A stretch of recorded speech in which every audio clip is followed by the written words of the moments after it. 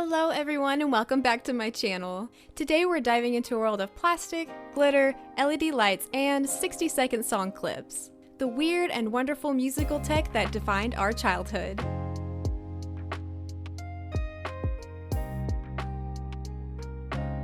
If you were a kid in the late 90s or early 2000s, the chances are you probably had one of these on this list. Maybe it was a dancing robot dog, or a clip that you put on your backpack.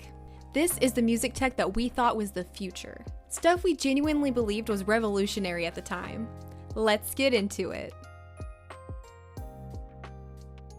Let's start with the miniature player that tried to shrink down music into its tiniest, cutest form, the HitClips. Released by Tiger Electronics in 1999, HitClips were the original pocket music. You'd get these tiny cartridges, each with about 60 seconds of a song, usually like the chorus or the hook. They featured artists like Britney Spears, NSYNC, Backstreet Boys, you name it. The sound quality was scratchy and mono, but if you had a HitClips player attached to your backpack, you were basically walking around with your own MTV. These were marketed hard through fast food promos, toy stores, and even partnered with Lunchables. As with a few of the other music devices on this list, they even partnered with McDonald's. What makes this one different is that HitClips actually initially debuted as toys in McDonald's Happy Meals.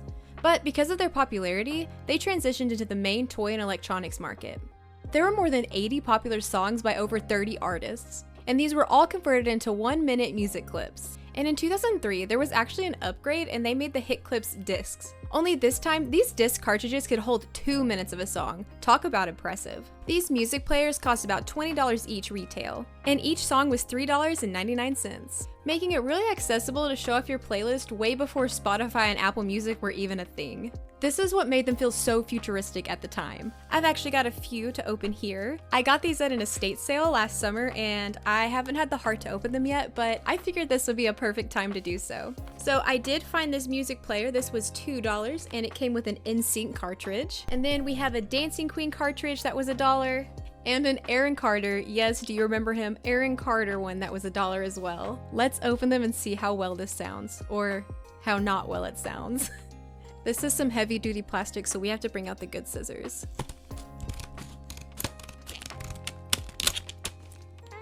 That must be so loud, I'm gonna cut it away.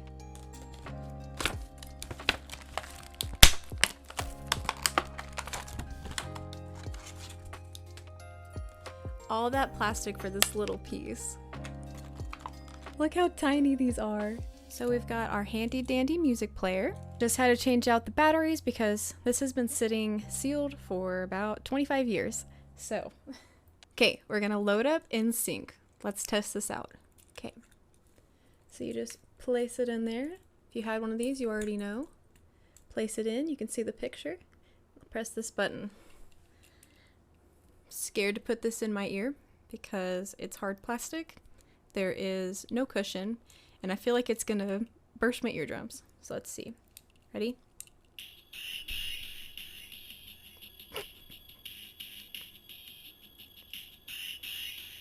Let's do our good friend 18s, which covered Dancing Queen. Let's check them out.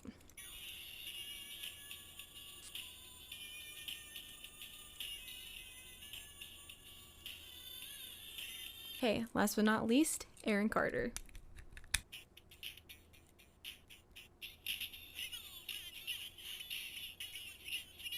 I hope that was as great for you as it was for me. Moving right along, we have the Disney Mix Stick. The Disney Mix Stick was a music player that Disney released in order to push MP3s onto kids, a kid-friendly way for kids to access music. Made by Memorex and distributed through Disney Consumer Products, it looked like a little MP3 player and even used SD-like mix clips that came preloaded with albums or soundtracks, like Hannah Montana, Ally and AJ, or the Cheetah Girls. One cool thing about it was it had its own plug and accepted your MP3s too. This was a big deal because it made kids feel like they had real tech, not just a toy. And unlike the HitClips, you could actually preload your own music. And by that, I mean you can preload your own full songs, not just 60 seconds. These music players cost a whopping $49.95, and we are talking about 2005 money here. It offered 128 megabytes for your own MP3s though. There were themed editions with characters printed on them, and it felt like a real step towards digital independence for children. I never had any of these, but I was the biggest Hannah Montana fan, and you know I would have been vibing with that on the bus. This next music player is so random. Released by Mattel in 2007, the Barbie Girl MP3 player was interesting. It was literally a fashion doll that doubled as an MP3 player, but it also served as your ticket to become a VIP on BarbieGirls.com. The MP3 was fully customizable like a real doll. You had swappable outfits, faces, hairstyles, and back plates. You could even deck out the earphones using themed accessory packs, turning your music player into a fashion statement, just as Barbie intended. Between 2007 and 2008, 6 different Barbie MP3 players were released. You had pink ones, green ones, and gold/blue ones. Songs included Poppy Girl power anthems and Barbie tracks. This little piece of tech was actually pretty impressive. It could store about 240 MP3 songs, and it had a built-in flash memory. It was one of those crossover toys. Half fashion, half tech. This is definitely just a display piece now, but I would absolutely love one just to have as part of my collection. Next up, we can't forget the fast food freebies. In summer 2004, McDonald's released music players for their Happy Meal toys. They were just mini music players that were in the shape of other music players like the iPod. These weren't MP3s, but they introduced a lot of us to the thrill of tuning in. You'd walk around with your little toy and feel grown up just holding it like a Walkman. Because these were so popular, McDonald's actually did 4 releases: 2004, 2006, 2008, and 2010. This meant that there was a pretty wide range of songs that you could get, from Crazy Frog to the Black Eyed Peas all the way to Beyonce. This music toy had us feeling like we were truly experiencing music. Guys, I really wanted to get the Crazy Frog one for this video, but when I went on eBay, the cheapest I could find was like $190. Yes, $190 for Crazy Frog. A probably bid-crushed, low-quality Crazy Frog. You know, if you know someone out there that would be generous, I would love to have that in my collection. He would really fit perfectly on one of those shelves. Okay, now for the stuff that responded to your music, made music, or pretended to. Released by Sega Toys and marketed in the US by Tiger Electronics starting in 2005, the iDog was the futuristic pet that we didn't know we needed.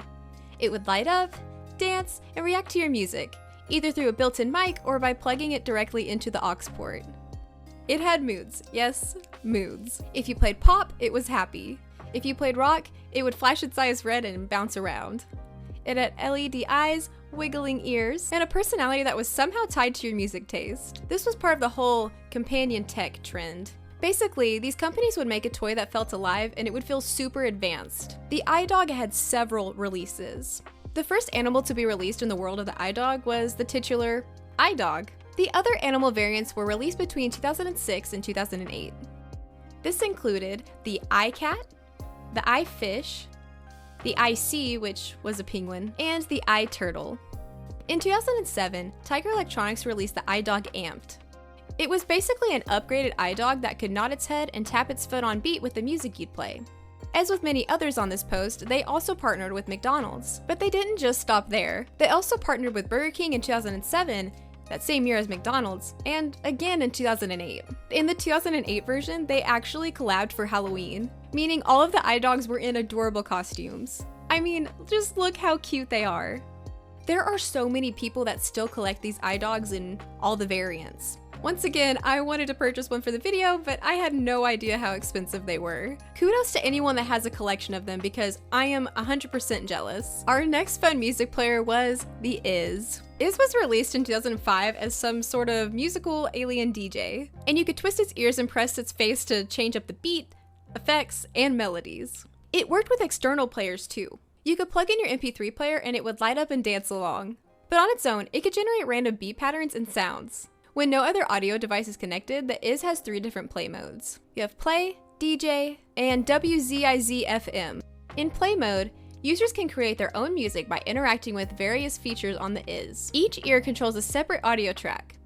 The tummy adjusts the drum beat and tempo, and tapping the flicker triggers fun sound effects. Is adds his own quirky twist by throwing in random voice clips or static style noises. But while you have the control in the play mode, the DJ mode gives control to Is, where he will gradually tweak the track one element at a time. If you're not vibing with the sound though, you can press the Iz's stomach to make it change. However, otherwise, it's all up to Is. And what's funny is that any attempted interaction is acknowledged by the Is, like he'll make a noise, but he'll continue to do his own thing after a while.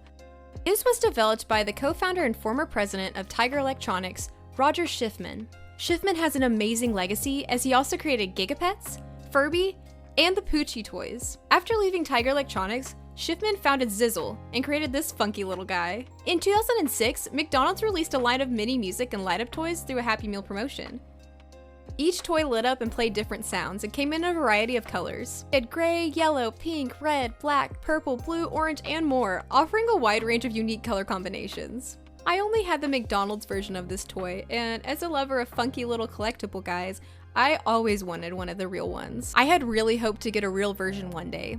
Sadly, I never did, but the dream is still alive. And finally, last but not least, the most bizarre way that we listen to music. Tooth tunes were created by Hasbro and launched in 2006. They were actual toothbrushes that played 2-minute songs through bone conduction technology, meaning you'd hear the music through vibrations in your jaw as you brushed your teeth.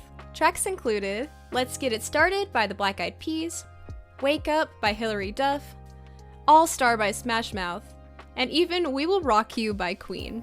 It made brushing really fun, or stressful if you were really wanting to hear the chorus before time ran out. This tech was so weird and wild for a toothbrush, but actually kind of made some sense. And it worked. Sort of. If you pressed just right, you would hear a full blast of your favorite song. If not, it sounded like bees. These amazing toothbrushes were retailed at $9.99 each, and they played a 2-minute clip of a song that adhered to dentist's recommendation of brushing your teeth for 2 minutes. I believe that this was a really good idea for kids though, because kids have like a time blindness, and we weren't really carrying around clocks all the time yet. Maybe our parents were, but in 2006, your average kid didn't have a phone. So counting 2 minutes was basically based on the Mississippi method. 1 Mississippi, 2 Mississippi, I think I'm done brushing my teeth. Thanks to Redditor The Simple Sid, I was able to find the list of 72 Tooth Tunes songs created. And I am now in desperate need of a Hannah Montana's Pumpin' Up the Party toothbrush. What happened to the fun of brushing your teeth with a song? And no, it's not the same if I just listen to it on Spotify. I really want that 2-minute remix, okay? So that was it. Our tour of the music tech that we thought was the future. None of it really survived, and for good reason. Once streaming and smartphones took over, there was no real need for a 60-second clip. Or dancing alien dogs, although I definitely want one. The tech was either too limited, too gimmicky, or didn't compete with real digital players.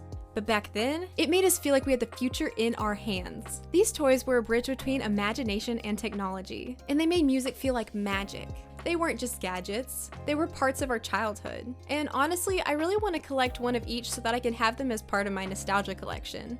If you had any of these or totally forgot they existed until now, drop a comment below. I want to hear your childhood stories. And if you're a current collector, I would love to hear about your collection and how long it took you to get those. And if you like this video, give it a thumbs up, maybe subscribe, and I'll see you next time. Bye!